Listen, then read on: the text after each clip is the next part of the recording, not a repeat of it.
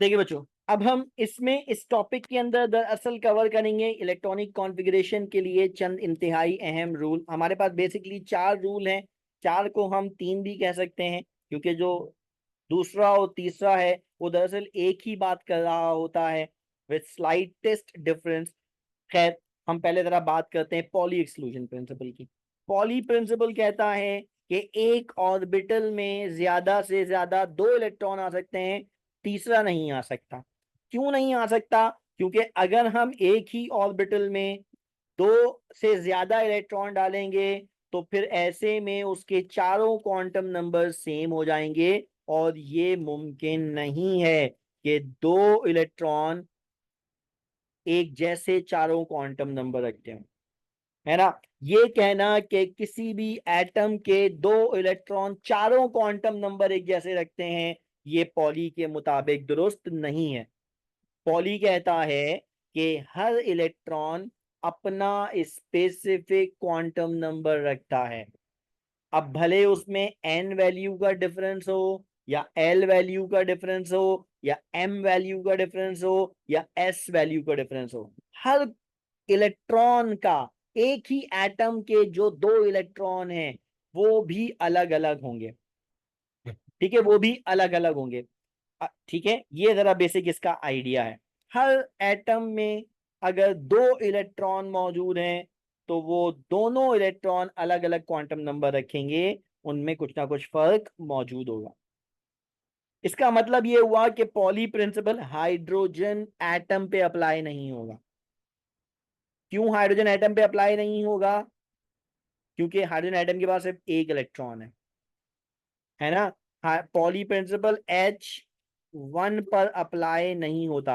हाँ, अगर मैं कहता हूं H-, इस पे अप्लाई हो जाएगा। क्यों? क्योंकि इसके पास 2 इलेक्ट्रॉन आ गए। माइनस रखने के बाद इसके पास 2 इलेक्ट्रॉन आ गए। ठीक है, तो इसको थोड़ा ध्यान में रखिएगा कि इसके पास एक इलेक्ट्रॉन है तो पॉली प्रिंसिपल अप्लाई नहीं होगा, इसके पास 2 इलेक्ट्रॉन है तो पॉली प्रिंसिपल अप्लाई हो जाएगा। ठीक है ना। इन अदर वर्ड हम ये भी कह सकते हैं, ठीक है ना, कि एक ऑर्बिटल में 2 ही इलेक्ट्रॉन आ सकते हैं, 2 से ज्यादा नहीं आ सकते। मानो एक बिस्तर पे 2 बंदे हो सकते हैं, 2 से ज्यादा मुमकिन नहीं है। और वो भी 2 कैसे हो सकते हैं? ऑपोजिट स्पिन के साथ, है ना, ऑपोजिट स्पिन के साथ।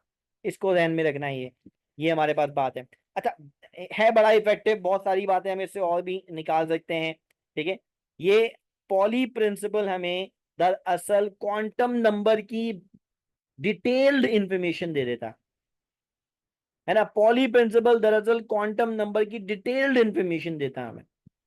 ठीक है, यानी क्वांटम नंबर को अगर सबसे बेहतरीन एक्सप्लेन करता है तो वो पॉली एक्सक्लूजन प्रिंसिपल है। ठीक है ना, वो पॉली एक्सक्लूजन प्रिंसिपल है।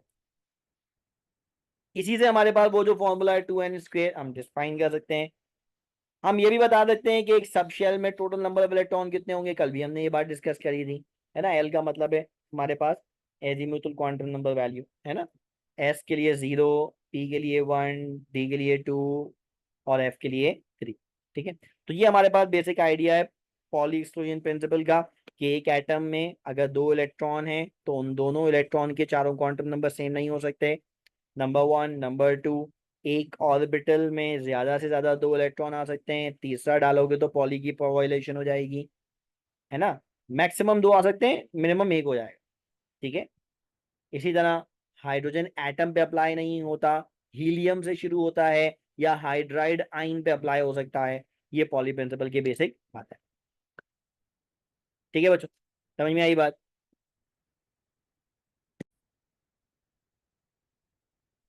अच्छा देखिए, हमारे पास ये ऑफ द प्रिंसिपल है। ये of the principle presented by Pauli ही है। पॉली नहीं दिया था ये of the principle. Of the का मतलब है बिल्डिंग अप। ऑफ द को हम अगर हम आम से अंदाज में ऑफ द को समझने की कोशिश करें तो ऑफ द दरअसल इंक्रीजिंग ऑर्डर को रिप्रेजेंट करता है।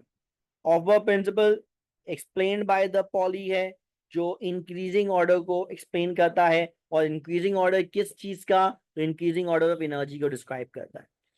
वो ये कहता है दरअसल कि जब इलेक्ट्रॉन फिल होते हैं तो लो एनर्जी ऑर्बिटल को, लो एनर्जी शेल को सबसे पहले तवानाई, सबसे कम तवानाई होने की वजह से पहले इलेक्ट्रॉन मिलता है। और जब वो मुकम्मल तौर पे फिल्ड हो जाता है तो फिर इलेक्ट्रॉन हाई एनर्जी शेल या हाई एनर्जी ऑर्बिट में या हाई एनर्जी सब शेल में ट्रांसफर हो जाता है। ठीक है ना।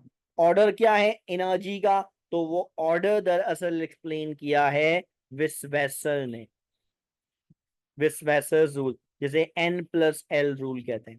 मानो ऑफबर्ग प्रिंसिपल ने बेसिक बात करी। क्या थी वो बेसिक बात? कि तवानाई जिसकी कम उसे पहले बने, जिसकी तवानाई ज्यादा उसको बाद में फिल करें। अब तवानाई कम या ज्यादा का अंदाजा कैसे लगाया जाएगा? दैट इज विस्पेसर्स रूल या N+L रूल। अच्छा, इसको विस्पेसर भी कहा जाता है, इसका असल में ये मैडलंग्स रूल कहलाता है। ये मैडलंग्स रूल है। विस्पेसर थोड़ा सा स्लाइटली मॉडिफाइड है, ये नहीं है वो। है क्या? विस्पेसर रूल कह लें या मैडलंग रूल कह लें या N+L रूल कह लें, वो ये कहता है कि जिसकी N+L वैल्यू, N से मुराद क्या है? प्रिंसिपल क्वांटम नंबर, और L से मुराद क्या है? Azimuthal quantum number.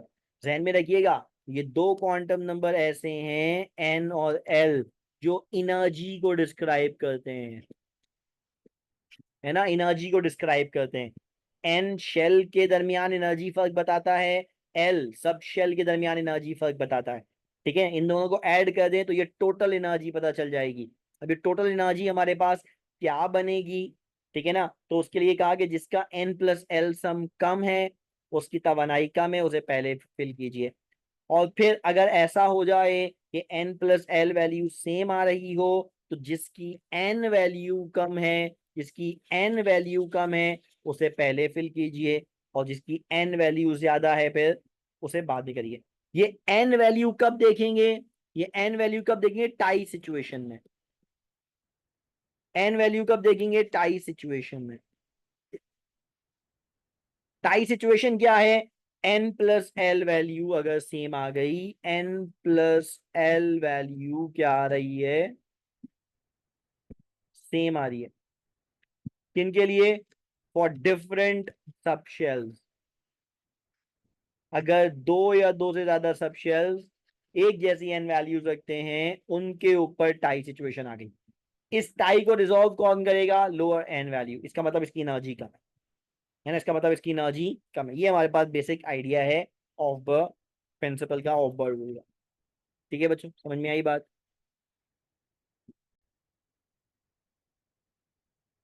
अच्छा देखें, अब हमारे पास है हंट्स रूल। हंट्स रूल, जिसे हंट्स मैक्सिमम मल्टीप्लिसिटी रूल भी कहा जा सकता है। और ये बहुत यूनिक आइडिया है जो वैलेंसी को डिस्क्राइब करने के लिए इस्तेमाल करते हैं। हंट्स का रूल दरअसल वैलेंसी को डिस्क्राइब करने में मोस्ट यूजफुल है। कैसे? वो ये कहता है वो ये कहता है कि जब डी जनरेटेड ऑर्बिटल्स मौजूद हों, जब डी जनरेटेड ऑर्बिटल्स मौजूद हों, तो इलेक्ट्रॉन सबसे पहले सिंगली फिल्ड होंगे, है ना। इलेक्ट्रॉन सब सिंगली फिल्ड होंगे, पेयर्ड होके रहना पसंद नहीं करेंगे। पेयर्ड कब होंगे? जब इलेक्ट्रॉन, जब किसी भी सब शेल के D generated orbital already singly field हो, ऑलरेडी सिंगली फिल्ड हो, तो उसे कंप्लीट करने के लिए, पेयर करने के लिए फिर इलेक्ट्रॉन आएंगे। अदरवाइज अगर वैकेंट डीजनरेटेड ऑर्बिटल्स मौजूद हैं, तो इलेक्ट्रॉन सिंगल रहना पसंद करेंगे। अब जितने सिंगल अनपेयर्ड इलेक्ट्रॉन होंगे किसी भी एलिमेंट के वैलेंस शेल में, उससे हम उसकी वैलेंसी को डिस्क्राइब करते हैं।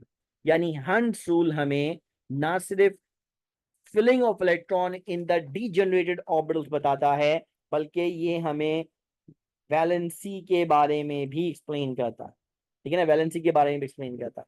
मिसाल के तौर पे अगर हम बात करते हैं पी सब शेल के लिए, पी सब शेल के लिए, तो पी सब शेल में अगर हमारे पास दो इलेक्ट्रॉन हैं, तो या तो हम दो इलेक्ट्रॉन को ऐसे फिल कर दें, या फिर हमारे पास क्या मुमकिन है, या फिर हमारे पास क्या मुमकिन है कि हम इन दो इलेक्ट्रॉनों को सिंगली फिल्ड करें। तो हंट्स कहता है कि ये जो फिलिंग है ये इनकरेक्ट है, रॉन्ग है, और ये जो फिलिंग है ये क्या है हमारे पास? करेक्ट फिलिंग है। ठीक है ना। ये फिलिंग हमें बता रही है कि इसमें दो अनपेयर्ड इलेक्ट्रॉन है, इसका मतलब इसकी वैलेंसी 2 है। और यहाँ पे ये बता रहा है कि इसकी वैलेंसी 0 है। ठीक है बच्चों, ये हमारे पास दरअसल हंट्स रूल है। हंट्स रूल की इंपॉर्टेंस हमें डी जनरेटेड ऑर्बिटल के अंदर मोस्ट लाइकली नजर आती है ना। डी जनरेटेड ऑर्बिटल में हमें हंट्स रूल नजर आएंगे। ठीक है बच्चों, समझ में आई बात?